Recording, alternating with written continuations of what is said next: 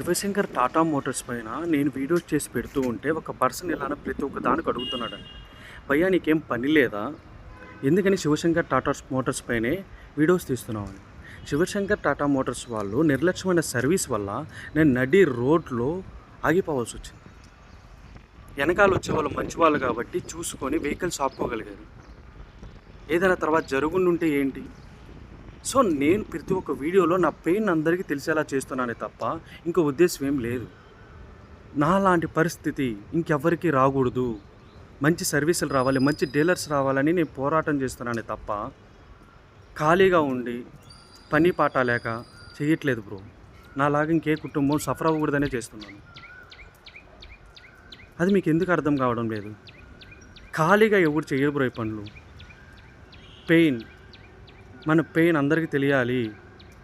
అందరికి కలిసి యూనిటీగా ఉంటే, సపోర్ట్ చేసుకుంటే మంచి డీలర్స్ మంచి సర్వీస్ వస్తుందనే ఉద్దేశంతోనే నేను చేస్తున్నాను.